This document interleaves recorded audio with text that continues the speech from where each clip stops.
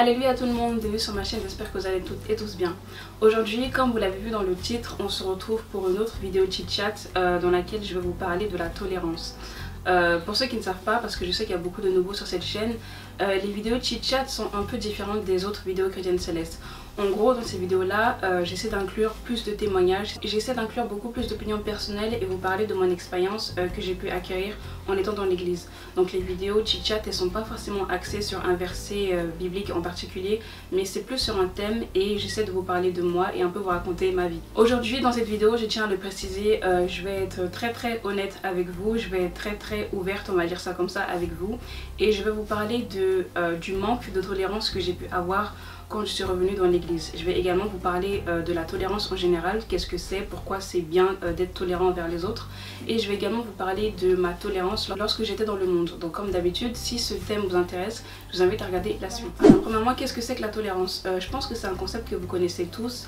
La tolérance, c'est le fait d'accepter quelqu'un, d'accepter la liberté, les différentes opinions, les différentes mœurs, les différents comportements que quelqu'un peut avoir, même si vous n'êtes pas d'accord avec cette personne-là, même si vous n'adhérez pas forcément à sa manière de penser ou à sa manière d'agir, vous agissez avec intelligence, avec paix et avec bienveillance envers ces personnes-là. Premièrement, je voulais vous parler un peu de ma conception de la tolérance lorsque j'étais dans le monde. Honnêtement, j'ai eu la chance de grandir avec des personnes très différentes de moi. J'ai grandi avec des filles musulmanes, j'ai grandi avec des athées, j'ai grandi avec des blancs, j'ai grandi avec des asiatiques, j'ai grandi avec des personnes qui étaient très religieuses, et j'ai également grandi avec des gens qui n'étaient pas du tout religieux et qui se comportaient comme des gens du monde. Donc en gros, mon environnement et les gens qui étaient autour de moi ont fait de moi une personne très tolérante. Par exemple, lorsque j'étais au lycée, en première et en terminale, dans ma classe, non seulement il y avait des personnes de différentes origines, mais il y avait également des personnes qui avaient différentes orientations sexuelles. Donc j'étais amie avec des homosexuels, j'étais amie avec des bisexuels, j'étais amie avec des hétéros. Pour moi, ma conception de la tolérance, même si quelqu'un n'agit pas forcément comme moi, j'agirais, peu importe, je pars du principe que chacun est libre de faire ce qu'il veut.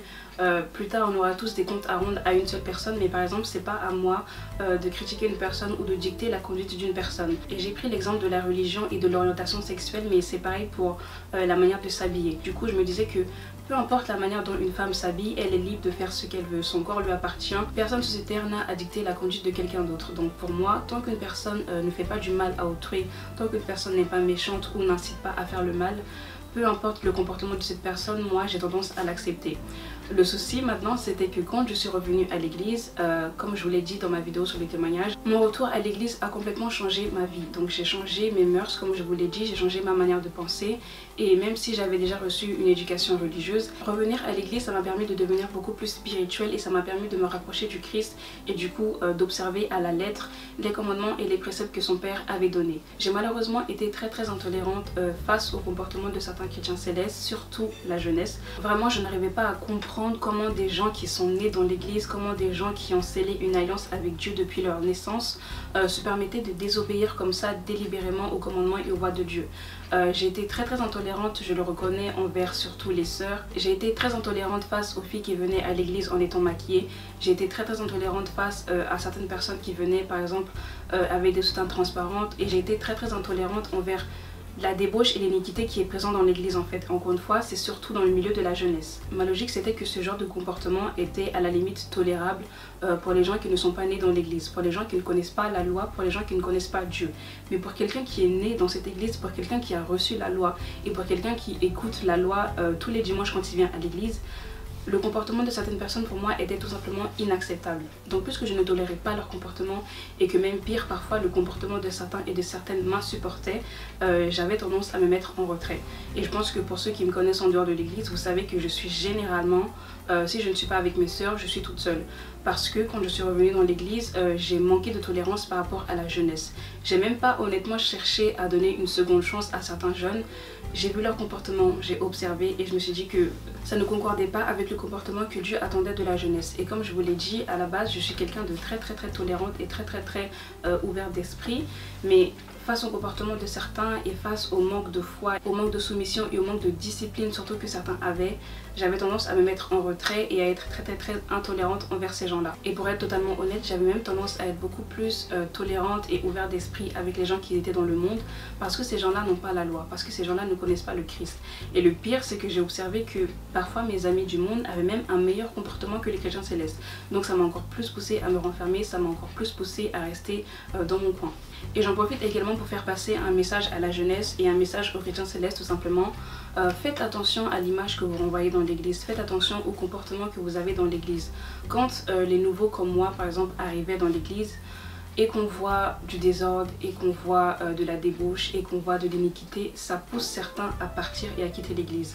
Moi par la grâce de Dieu, j'ai pas tellement tenu compte du comportement des autres, je me suis focalisée sur la mission que Dieu avait mis au devant de moi, mais je sais que beaucoup de jeunes, même certains jeunes qui ont quitté l'église avec qui je parle souvent, me disent que si ils ont quitté l'église, c'est parce que la jeunesse est une jeunesse de débauche, c'est parce que les adultes sont des adultes pervers et c'est parce que l'ordre et la sérénité et la paix ne règnent pas dans notre église. Il y a des règles, des préceptes et des lois qui ont été révélés dans notre église, donc maintenant c'est à nous chrétiens célestes de les observer et de les mettre en pratique, parce que malheureusement quand Dieu a envie de sauver des âmes, quand Dieu a envie de sauver des vies, il ramène ces gens-là dans l'église, et quand les gens arrivent, ils voient que le désordre est là, ils voient que l'iniquité, que la débauche, que la souillure est là, et ces gens-là malheureusement quittent l'église à cause de nous et du mauvais comportement que nous avons. Donc c'est vrai qu'il faut être tolérant et patient envers les gens, mais voilà, la tolérance a quand même des limites. Quand tu vois que ton frère ou ta soeur pêche, ou que ton frère ou ta soeur vient à l'église et qu'il n'est pas sanctifié, tu le prends à part et tu lui parles. Donc tu l'exhortes et tu lui rappelles en gros les règles et les préceptes de l'église, parce que c'est pas tout comportement qu'on doit non plus tolérer. Si jamais ton frère se repent, tu as gagné son cœur et du coup tu as aidé ton frère ou ta soeur à se rapprocher de Dieu. Maintenant si ton frère ou ta soeur ne t'écoute pas, vois-le comme un païen, ne tiens pas compte de son comportement, et si jamais tu lui répètes la loi, les préceptes, les commandements que Dieu a donnés et que malgré ça il refuse d'obéir, ignore-le complètement. Donc je reconnais que je n'ai pas forcément eu le bon comportement envers mes frères et soeurs dans l'église. En fait, même si quelqu'un pêche, même si quelqu'un a un mauvais comportement, c'est pas forcément à nous de les juger. À la limite, on peut prier pour eux pour qu'ils se rapprochent de Dieu. Il faut aller les voir, il faut leur expliquer avec paix, avec calme et avec bienveillance, surtout que le comportement qu'ils ont n'est pas un comportement digne d'un chrétien céleste. Donc soit tu leur parles avec calme et ces gens-là écoutent et du coup tu as gagné, soit tu leur parles et ces gens-là n'écoutent pas, ils ont le cou raide et les oreilles dures et du coup voilà, tu te laves les mains, tu te dis que tu as fait ton travail, c'est ce que Dieu attendait de toi. Quand tu vois que quelqu'un pêche, tu t'approches de lui, tu lui parles. Si cette personne-là écoute, tant mieux. Si cette personne-là n'écoute pas, cette personne-là réglera ses comptes avec Dieu. Et pour parler un petit peu de l'importance de la tolérance, même si quelqu'un n'a pas la même éducation que toi, même si quelqu'un ne fait pas ce que toi tu fais, même si quelqu'un n'a pas la même mentalité que toi, dis-toi que c'est ton frère et c'est ta soeur en Christ, que vous appartenez à la même église et que vous avez la même mission. Vous avez le même but et vous louez le même Dieu. Donc essaye de régler cette histoire-là pour avancer avec ton frère et ta soeur. Et surtout c'est important d'être tolérant avec ses frères et ses soeurs. Pourquoi ? Parce que peut-être à un moment donné de ta vie spirituelle, tu seras amené à travailler avec quelqu'un que tu n'apprécies pas forcément. À ce moment-là, il faudra encore une fois mettre les rancœurs de côté, essayer d'être tolérant et patient avec cette personne-là et travailler avec elle pour faire avancer l'œuvre. Et pour terminer, concernant la tolérance, c'est un peu un résumé de ce que j'ai dit dans la vidéo. Si vous observez un comportement inadéquat de quelqu'un dans l'église, allez lui parler, agissez avec tolérance, avec paix et avec amour envers ces personnes-là et édifiez-les. Parlez avec eux avec calme, avec paix pour que ces personnes-là comprennent qu'ils sont sur le mauvais chemin, comprennent que ce qu'ils font dans l'église ce n'est pas bien et essayez de ramener ces âmes-là à Dieu. Maintenant, c'est à Dieu de juger les uns et les autres, c'est à Dieu qu'appartient la rétribution. Donc il ne faut pas non plus être intolérant, il ne faut pas non plus être méchant envers les frères et les sœurs de l'église. Si quelqu'un n'a pas le même comportement que toi, tu l'ignores tout simplement. En tout cas, le message que j'aimerais faire passer à la jeunesse et à l'église en général, ne soyez pas comme moi, ok? Moi j'ai été très intolérante envers les frères et les sœurs de l'église, âgés, jeunes, tout le monde. Quand vous voyez que des gens n'ont pas un bon comportement dans l'église, il faut premièrement prier pour eux. Ensuite, allez les voir pour leur parler, pour leur dire que ce qu'ils font n'est pas bien. Et puis s'ils ne vous écoutent pas, passez votre chemin, détournez votre regard et tout simplement dites-vous que ces personnes-là, malgré l'aide que vous aurez aimé leur apporter, ils ne vous ont pas écouté et au jugement dernier, ça sera à Dieu et à Dieu seul qu'ils auront à rendre des comptes. En tout cas, j'incite tous les chrétiens célestes à être très tolérants envers les uns et les autres. Agissez avec paix, avec bienveillance, avec amour et avec patience envers les uns et les autres parce qu'on ne connaît pas le chemin sur lequel quelqu'un est. Peut-être que cette personne-là, certes quand elle vient à l'église, l'église, elle pratique la débauche, l'iniquité et tout ce qui n'est pas bien aux yeux de Dieu. Mais peut-être que demain, cette personne-là va changer, va se repentir. Donc dans tous les cas, évitez de juger les uns et les autres par rapport à leur comportement et agissez avec tolérance, avec amour et avec paix.